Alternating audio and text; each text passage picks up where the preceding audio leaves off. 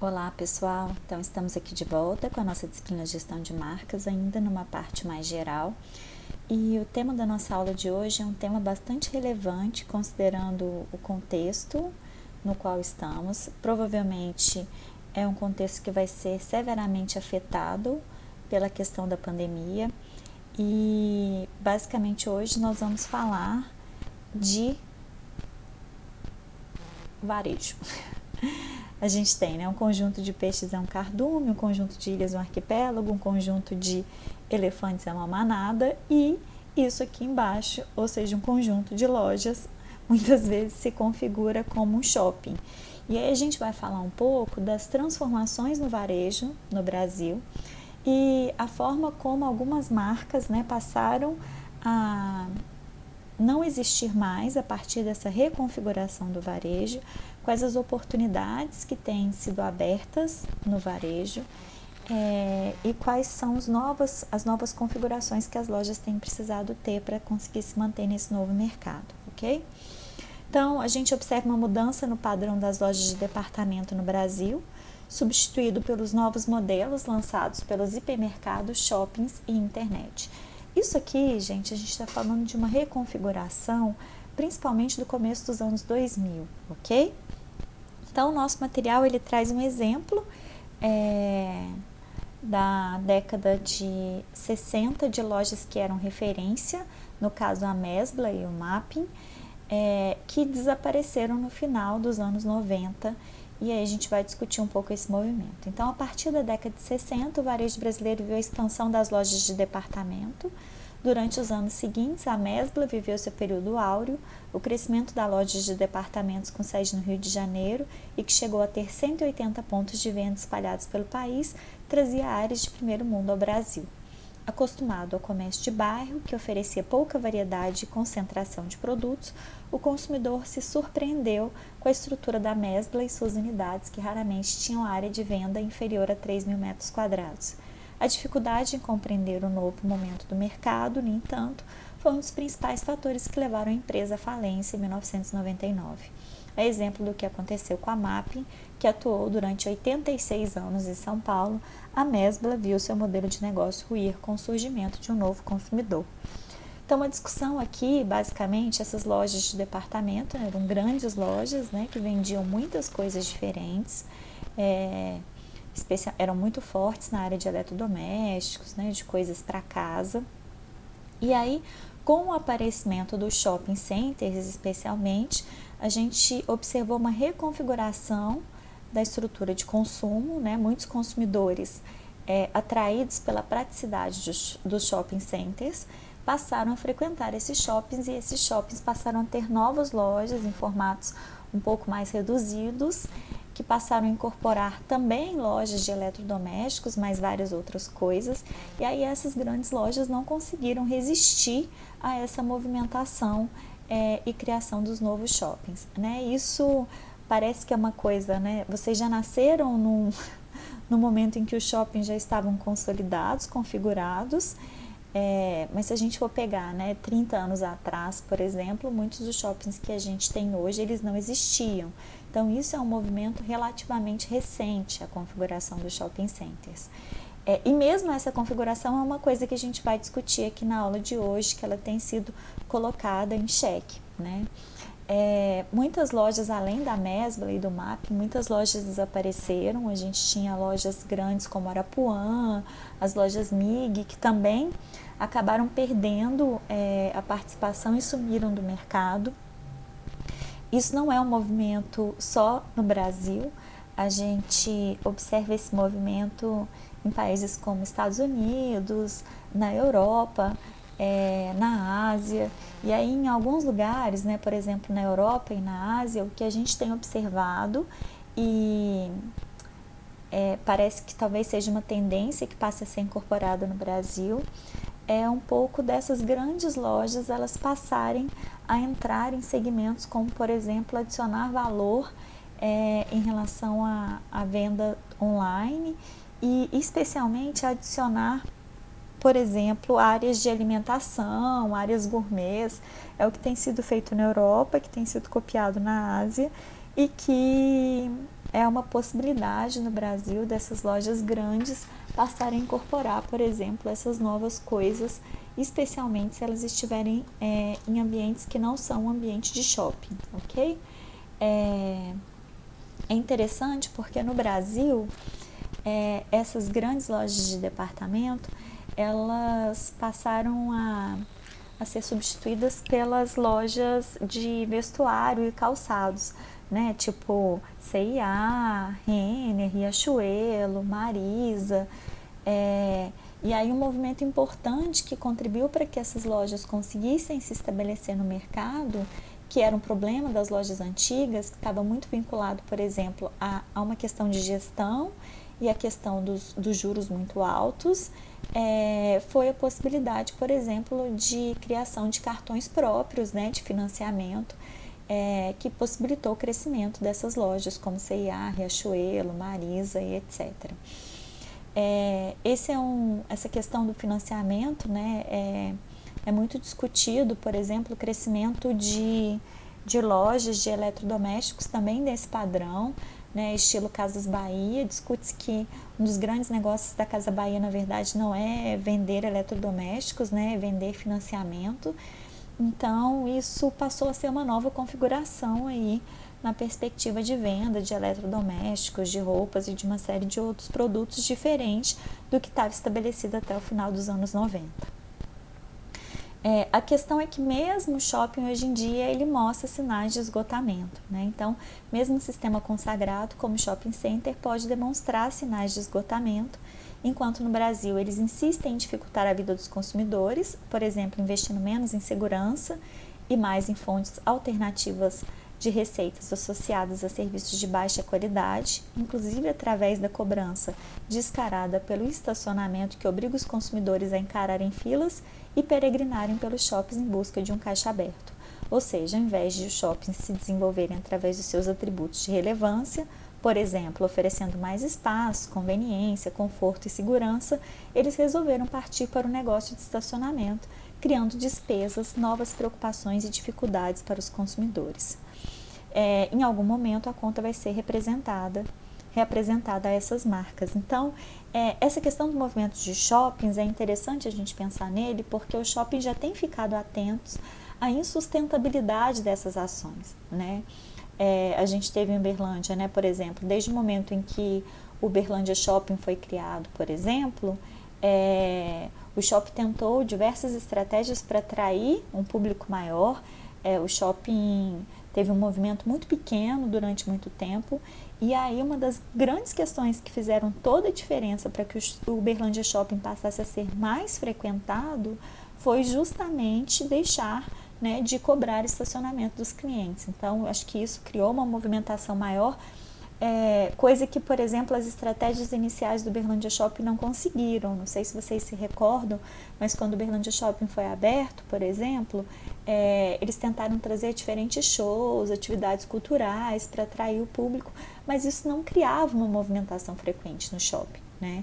Então, o shopping passou a ser movimentado, acredito eu, muito em função da não cobrança do estacionamento, e algumas lojas que são lojas âncora, né, que são lojas de referência que antes não tinham lá e passaram a se estabelecer lá, como por exemplo, tem pouco tempo que as lojas americanas foram abertas no Uberlândia Shopping, né, mas lojas como C&A, Renner, as grandes papelarias, elas foram aos poucos sendo introduzidas, que são lojas que de fato chamam, né, um público grande.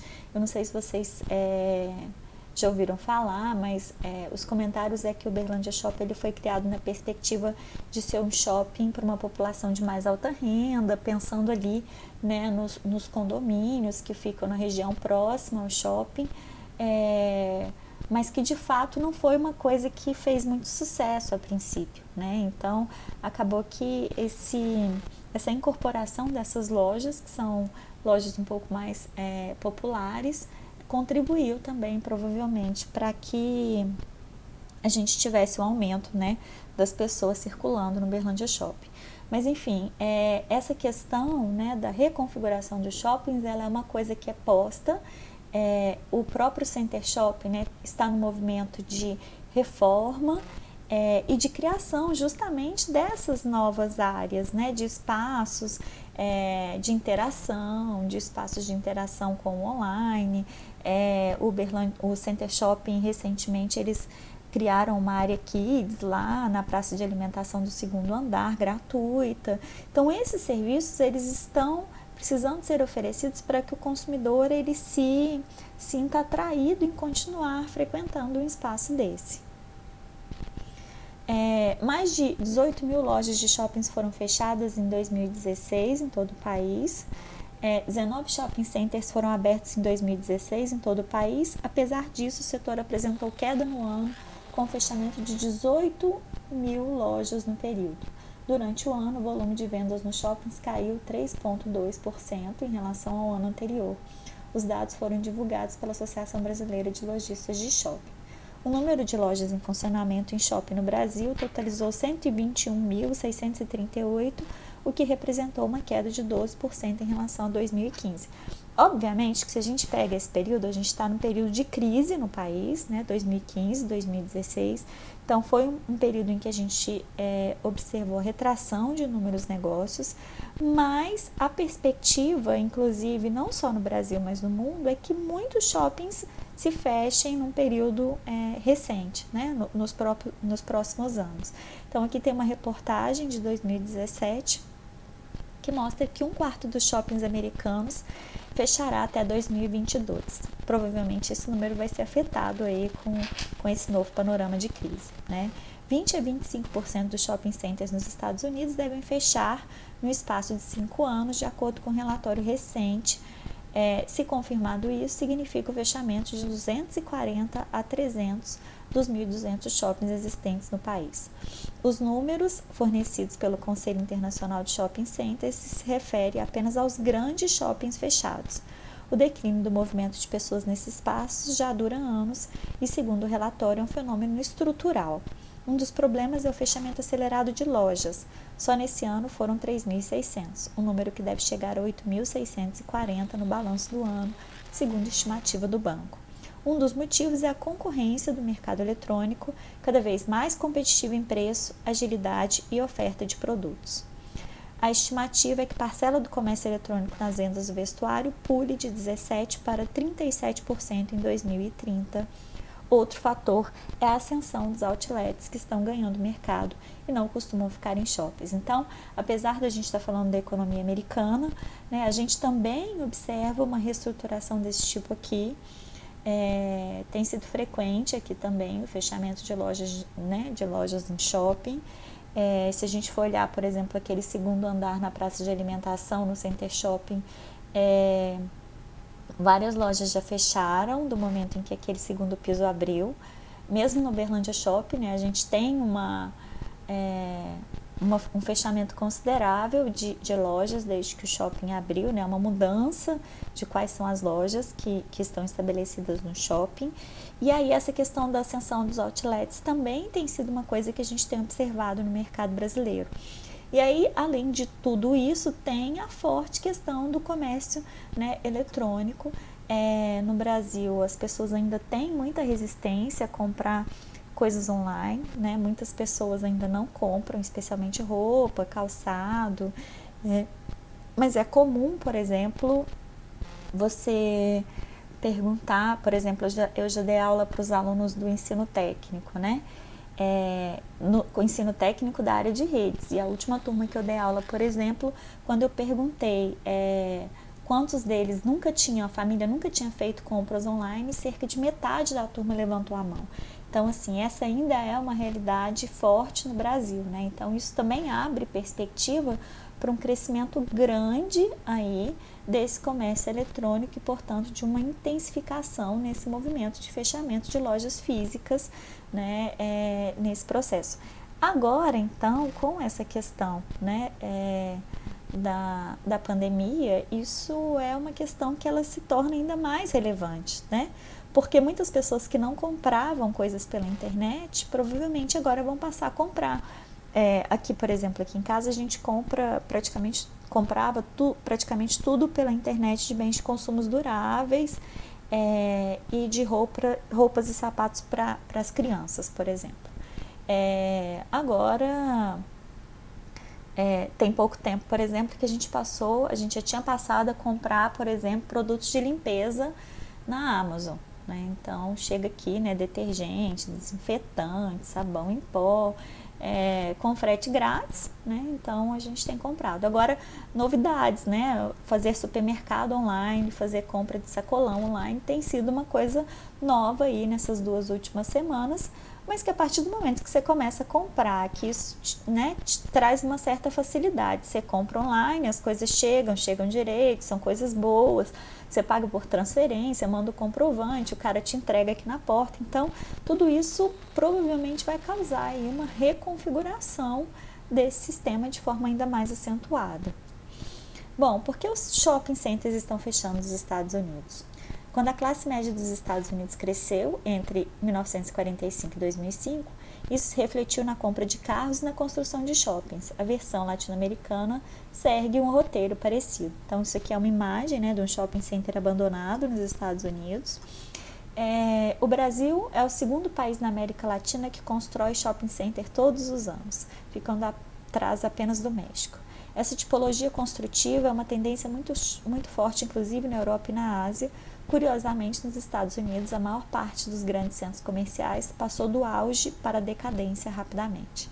Em decorrência de algumas transformações urbanas e econômicas, os empreendimentos mais dirigidos às classes médias estão falindo. Sendo ou não o ciclo natural de qualquer negócio, esse fenômeno já acende um alerta preocupante.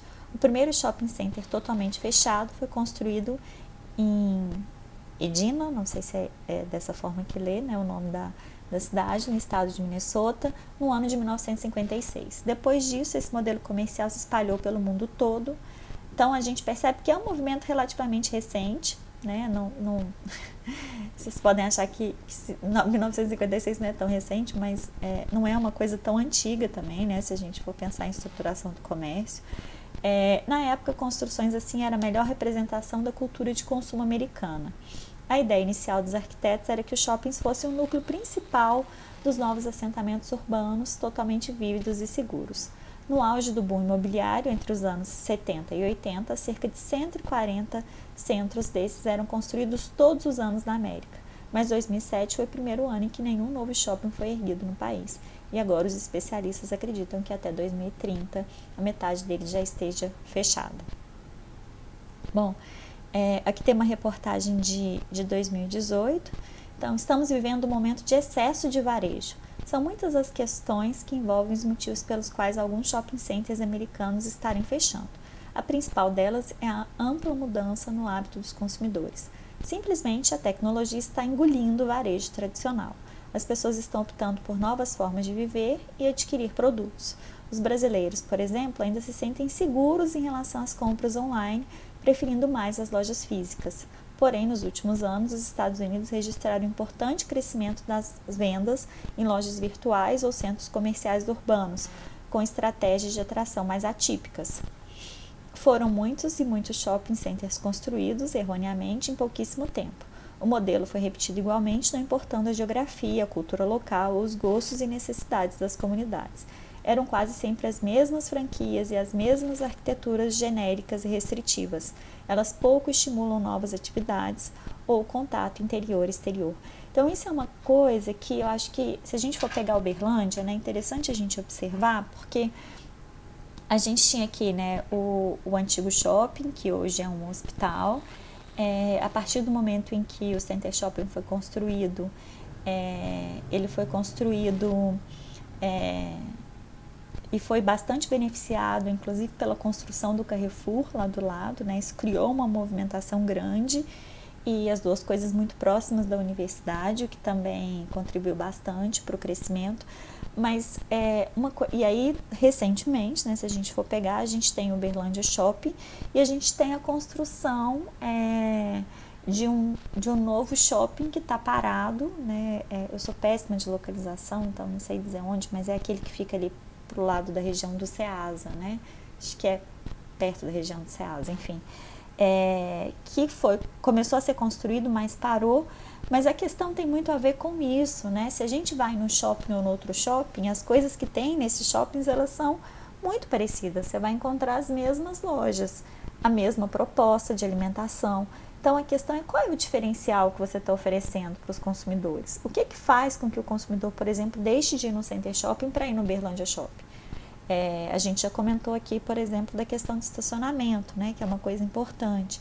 Mas o que mais? Né? O que torna esses espaços atrativos? E aí tem sido configurados novos espaços, né, de comércio, e aí aqui em Uberlândia a gente tem 2 exemplos recentes. A gente tem o Pátio Vinhedos, e a gente tem o Pátio Sabiá, né, que são novas perspectivas parecidas com o shopping, mas que trazem a perspectiva, né, o Pátio Sabiá, por exemplo, a questão do mercado, né, o mercato lá, de venda de produtos regionais, da possibilidade de uma praça de alimentação mais diferenciada, essa configuração de um espaço mais aberto que tem sido valorizado. Inclusive a reforma do Center Shopping mostra uma observação, né, sobre esse anseio de ter uma coisa mais aberta, que você saiba se é dia, se é noite, se está chovendo, se não está. Mas isso também envolve problemas, né? O Pátio Vinhedos, por exemplo, várias lojas que foram abertas lá já fecharam, e mesmo essa questão de ser um espaço, né, mais aberto, mais ventilado, em que as lojas, né, elas não ficam absolutamente encerradas dentro de um lugar, elas trazem problemas, né? Eu já tive relato, por exemplo, lá de lojistas que reclamam, por exemplo, que quando chove, a estrutura não foi construída pensando nisso. Então, que os corredores, por exemplo, molham, as pessoas não conseguem utilizar as escadas para passar do andar para o outro sem que elas molhem, então é preciso sempre usar o elevador. Mesmo as áreas de alimentação, né, elas são relativamente escuras, então também tem problemas de configuração nesses novos formatos, mas são aí alternativas que têm surgido um pouco diferenciadas, até porque vale a questão de né, se comportaria ficar simplesmente reaplicando o mesmo modelo. Bom, não existe imagem de marca à prova de balas. A inteligência é fundamental, além da atenção constante dos executivos que devem impedir que eventuais acidentes de percurso maculem a imagem e a credibilidade construída ao longo de décadas. E aí talvez esse seja um momento importante, né, para a gente falar sobre isso. Se vocês têm acompanhado as notícias aí, a gente tem tido uma repercussão grande. Foi até a nossa primeira atividade, né? Eu pedi para vocês trazerem exemplos positivos e negativos de como é que as empresas têm lidado com esse momento do coronavírus, e é interessante porque muitas divulgações de empresas sendo compartilhadas pelos consumidores, tanto de forma positiva quanto de forma negativa, né? O Magazine Luiza, por exemplo, tem se tornado referência positiva aí pela doação, né, de recursos destinado a esse momento. A gente tem repercussões extremamente negativas relacionadas, por exemplo, a declarações que o dono do Madeiro deu. Aí o que vale pensar, eu acho, é até que ponto, né, os consumidores estão vinculados a essa questão do quanto é mais importante o posicionamento de marca e a identidade corporativa da empresa, e o quanto é mais importante, de fato, por exemplo, ter economia no bolso, né? Isso é uma coisa que eu acho que é um tema até relevante de pesquisa na área do marketing. Será que, apesar de ficarem absolutamente revoltadas, por exemplo, com algumas empresas, tipo, vi vários comentários de pessoas bastante indignadas com o fato das lojas americanas não fecharem, né? Aquelas pessoas que defendem que esse é o momento em que as coisas precisam estar fechadas, né? Que não sejam essenciais. Mas se eu for comprar alguma coisa, por exemplo, online, será que se estiver mais barato na Americanas, eu vou deixar de comprar na Americanas porque eu sou contra a loja física estar aberta e vou comprar, por exemplo, em uma outra loja, tipo Magazine Luiza, porque a dona do Magazine Luiza está envolvida de forma positiva com esse momento? Isso eu acho que é uma questão que é preciso ser pensada e que a gente vai ver repercussões disso muito em breve, né? Então, com isso, a gente encerra esse tópico, né? Um tópico breve, mas para a gente discutir essas questões. Eu acho que é um tema como eu disse no começo da aula, bastante relevante nesse momento, porque esse momento a gente vai ter mudanças, com certeza mudanças significativas no varejo, não só, obviamente, para os grandes, a gente vai ter uma mudança aí para os pequenos varejistas, né? Com certeza a gente vai ter o que a gente chama de movimento de concentração, porque os pequenos, se eles não tiverem uma ajuda efetiva do governo, que não me parece ser uma coisa muito possível nesse momento, ou não me parece, né, ser a perspectiva de política do governo nesse momento, provavelmente a gente vai ter uma redução aí considerável das pequenas empresas, que são as empresas que mais geram emprego, a gente sabe disso, e isso provavelmente vai causar aí um movimento de concentração no mercado, que a gente vai observar aí nos momentos pós-coronavírus, né? Então, a gente encerra esse tema da aula de hoje com essas questões, para que a gente possa pensar a respeito.